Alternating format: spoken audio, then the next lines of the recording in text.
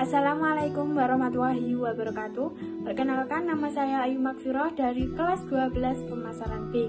Di sini saya akan menjelaskan tentang surat Al-Fatir ayat 32. Pertama-tama, saya akan membacakan suratnya terlebih dahulu. Bismillahirrahmanirrahim. Summa awratsnal kitabal ladzina staghfa'inna min ibadina faminhum dzalimun linafsihi wa minhum muqtasid wa minhum sabiqum bil khairati biidznillah dzalika huwal fadlul kabir.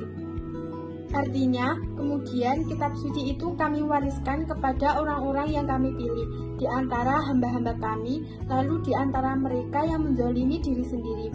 Ada yang di pertengahan, ada pula yang lebih dahulu berbuat kebaikan. Dengan izin Allah, itulah dianugerahkannya kitab suci adalah karunia yang besar. Surat Al-Fatir menjelaskan tentang 3 golongan orang yang menerima warisan Al-Quran. Dalam surat Al-Fatir ayat 32 juga dijelaskan bahwa kelompok yang menjadi pewaris Al-Quran adalah umat Nabi Muhammad. Hal ini karena Allah telah memuliakan umat Nabi Muhammad melebihi kemuliaan yang didapatkan oleh umat sebelumnya. Namun, kemuliaan tersebut tentunya tetap bergantung pada tingkat umat muslim yang mengamalkan ayat suci Al-Quran. Umat muslim ini juga dituliskan dalam surat Al-Fatir ayat 32 yang menjelaskan 3 kelompok pewaris Al-Quran. Berikut 3 kelompok pewaris Al-Quran. Yang pertama, kelompok terendah atau dzalimun lin nafsi.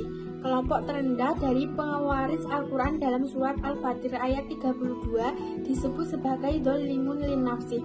Kelompok dzalimun lin nafsi dijelaskan oleh Kiai Haji Muhammad Sholihin dalam buku Menyatu Diri dengan Ilahi sebagai golongan orang yang melakukan dosa dari kalangan orang muslimin, sehingga ia tidak secara otomatis akan terjerumus ke dalam neraka.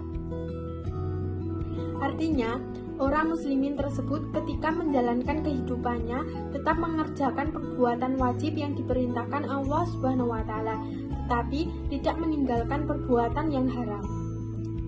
Yang kedua, kelompok menengah atau muqtasid. Kelompok menengah dari pewaris Al-Quran dikatakan sebagai muqtasid.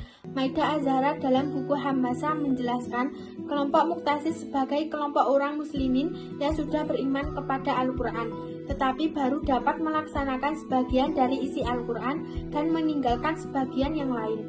Artinya, orang tersebut telah menjalankan segala kewajiban sekaligus meninggalkan larangan-larangannya.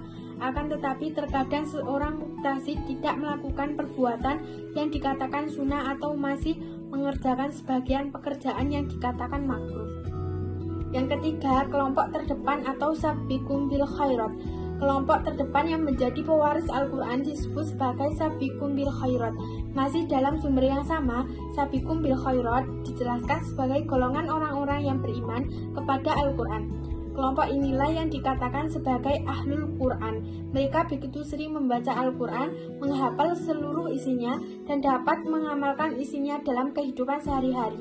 Kelompok sabiqul bil khairat juga mengerjakan amalan yang wajib dan sunnah, serta meninggalkan segala amalan yang dikatakan haram, makruh, dan sebagai hal yang mubah.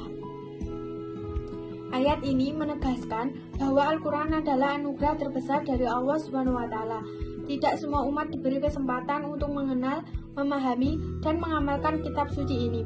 Sebagai umat Islam, kita harus bersyukur atas karunia ini dengan mempelajari dan mengamalkannya dalam kehidupan sehari-hari.